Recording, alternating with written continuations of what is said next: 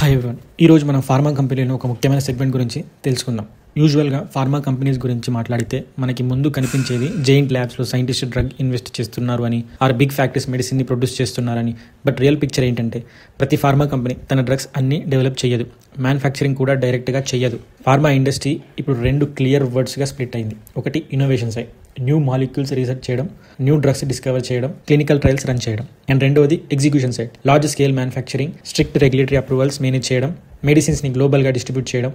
ఈ ఎగ్జిక్యూషన్ సైడ్లోనే మనం సిడిఎంఓస్ ఫార్మా కంపెనీస్కి బ్యాక్ బోన్ లాగా పనిచేస్తాయి. సో మనం ఈరోజు సిడిఎంఓ బిజినెస్ మోడల్ గురించి క్లియర్గా తెలుసుకుందాం. Contract development and manufacturing organization CDMO ఇది ఫార్మా అండ్ బయోటెక్ కంపెనీలకు ఒక పార్ట్నర్ లాంటిది. డ్రగ్ రీసెర్చ్ నుండి కమర్షియల్ ప్రొడక్షన్ వరకు అన్ని స్టేజెస్లో సేవలిస్తుంది. అంటే ఒక ఫార్మా కంపెనీకి కొత్త మెడిసిన్ డెవలప్ చేయాలంటే తమ ల్యాబ్స్ లేదా ఫ్యాక్టరీస్లలో కాకుండా సిడిఎంఓకి అవుట్సోర్స్ చేస్తుంది. ఇది ఎలా వర్క్ అవుతుందంటే ఫస్ట్ స్టెప్ వచ్చేసి కొత్త మాలిక్యూల్ డిస్కవరీ. ఫార్మా కంపెనీ ఒక కొత్త మెడిసిన్ ఐడియా తీసుకొస్తుంది. అండ్ నెక్స్ట్ స్టెప్ వచ్చేసి క్లినికల్ ట్రయల్ బ్యాచెస్, అంటే స్మాల్ క్వాంటిటీస్ లో శాంపుల్ డ్రగ్స్ తయారు చేసి క్లినికల్ ట్రయల్స్ కి పంపిస్తారు. ఫైనల్లీ డ్రగ్ అప్రూవ్ అయ్యాక పెద్ద స్కేల్లో కమర్షియల్ ప్రొడక్షన్ అవసరం అవుతుంది. ఇక్కడే సిడిఎంఓస్ ఎంటర్ అవుతారు. ఫార్మా కంపెనీ మెడిసిన్ ని మార్కెట్ చేస్తుంది, బ్రాండ్ బిల్డ్ చేస్తుంది, కానీ actual large scale manufacturing, packaging, even global supply chain వరకు సిడిఎంఓ దగ్గరే జరుగుతుంది. వీటి యొక్క రెవెన్యూ మోడల్ ఎలా ఉంటుందంటే క్లయింట్ ఒక ప్రాజెక్ట్ లేదా ట్రయల్స్ కోసం ఫీజు చెల్లిస్తుంది. డ్రగ్ మార్కెట్ లోకి వచ్చాక సిడిఎంఓకి రెగ్యులర్ సప్లై ఆర్డర్స్ వస్తాయి. ఇవి ఎక్కువ మార్జిన్ ప్లస్ ప్రెడిక్టబుల్ ఇన్కమ్ ఇస్తాయి. కొన్ని సందర్భాలలో సిడిఎంఓ